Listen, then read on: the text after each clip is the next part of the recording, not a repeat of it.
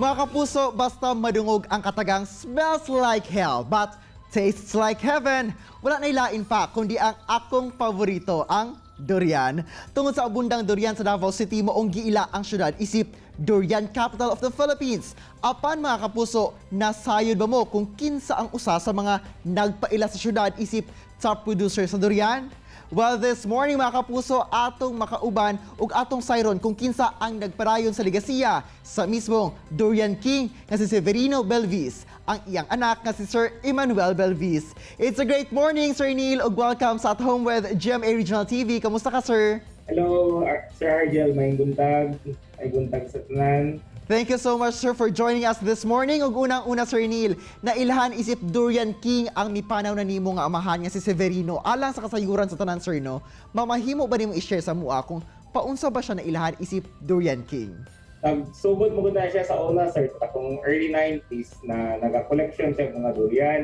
Unya, nakakuha siya ng mga seeds na gikan Thailand. Yang itanong karon, may nakakuan siya o hinahinay siya padagan sa iya mga hybrid na pang sa una manggod. Ang usod diri sa Davao, katong mga native, niya, katong nakakuha siya laing seeds, nakakuha siya mga montong, mga tiyan. May yung hinay-hinay tanong, wala sa na iyang panginabuhi. Kung siya pa'y pastoryahon, magdaro siya sa una, mas lampas ba daw ang daro siya ha? Nag-eskwela siya agriculture sa MIT sa una, antod na nahimo siyang manager sa kanhing kumpanya sa una sa Davao Fruit. Niya, katong pag-retiro niya, nag-concentrate siya sa iyang paggalam o pag-produce of durian. Wow, gawon na sayran, Sir Neil, nga dunay tulo ka variety sa durian nga pinasahi ang lasa ang nadiskubre sa imong amahan nga si Severino. Unsa ba ni sila nga mga variety, sir, ug paunsa sab niya kini usa-usa nga na-discover? Kaning tulo ka durian variety, sir, mao ni mga seeds na na-collect sa akong amahan sa una sa sige niya biyahe sa Thailand, sa Malaysia. Nakadala siya pa na halos abot ning mga 100 ka box seeds. Unya iyahang gitanom tanan, unya dito sa iyahang mga gitanom, gi-evaluate niya tulo ang gawas sa pinakamaayo kaning atong ginatawag na duyaya, sulit o kaning nanam. Kaning biyaya, ang pasabot ana, du meaning durian, yaya meaning biyaya, blessing, durian blessing kay piling mangod sa akong papa na gihatag na sa Ginoo sa among pamilya. Murag blessing sa moa ba na i-share na mo sa uban sa o kaning sulit, mao mo nang middle name sa akong mama, sulit. Kay kuan mo ni dagkog unod, murag sulit siya ka unon. Unya kaning nanam, murag namnam lami. Mao na iya ang pagkuan sa mga pangalan sa durian niya. Bali ang pinakagwapo diri sa tulo kaning ato ang duyaya. Kaning tulo sad na register ni sa ato ang sa National Seed Industry Council under sa BPI. Na register under sa iyang name na siya ang naka-discovery o nakatanom.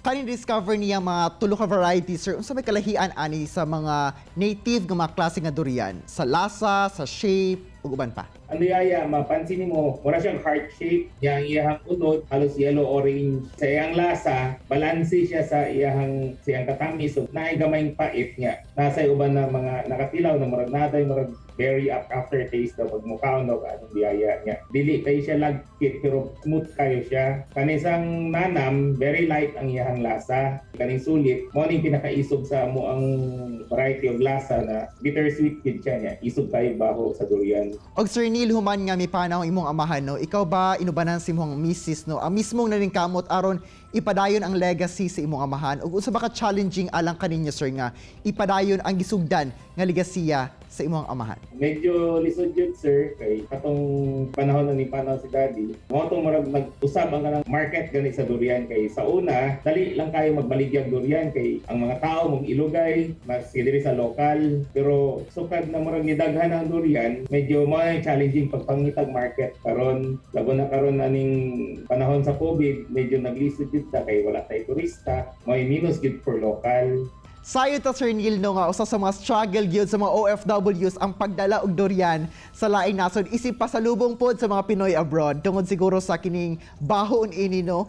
Pero among nasayra niya sa karon pinaagi sa inyong pagpaningkamot, sir, mas nailhan pa ang Davao City isip top producer sa durian dili lamang dinhi sa Davao City, dili lamang sa nasod kundi sa laing nasod sab tungod sa inyong lakang nga i-export kini sa laing lugar sama sa Australia. Please share with us, sir, kung paunsa ninyo ni nabuhat. Kaning pag-export sa durian sa lain nasod, sir, dili lang ni amo ang trabaho sa pag-produce, kundi collaboration ni sa tanan mga processors diri, farmers o ang Durian Industry Association na ginatabangan ni sa Department of Agriculture para makabaligya ni diri sa lokal o sa lain nasod sa Japan, sa Australia. Kanang baho sa durian, both a curse and a blessing na kay tungod sa baho sa durian, murag ang mga tao mas inganyo mo kaon, pero tungod sa siyang baho, murag lisod ibiyahe, mo ay mga processors na ay pamaagi na gina-vacuum pack nila ang mga durian, nagagamit ni ka ng mga specialized na mga plastic para dili mo gawas ang iyahang baho. Alright, murag mo gyud na ang identity no sa durian, sir. Ug syempre no ang kalami pod sa lasa niini. Karon sir, unsa bay mo mensahe alang sa mga sama po ninyong durian farmer ug sa mga kapusong Mindanawans pod niya buot pod mag-engage sa durian farming ingon man durian business. Sa mga durian farmers na dili sila ma-discourage man tanong mong durian, tanaw na ko morning next best potential crop na magawas diri sa Philippines kay ang mga lain nasod nagtuon na magkaon og durian kung ma-approve ni ato ang government na mapagawas nato ato ang durian sa lain nasod, mas dali nato ma-market ang ato ang mga produkto. Oh, it's a great plan, sir. No, dahil salamat sa iyong panahon ug pag-share sa istorya sa pagpalambo sa durian farming dinhi sa Davao City. Para sa pag-uswag, sir, need og amping always. Salamat kaayo, sir. Kini ang At Home with GMA Regional TV.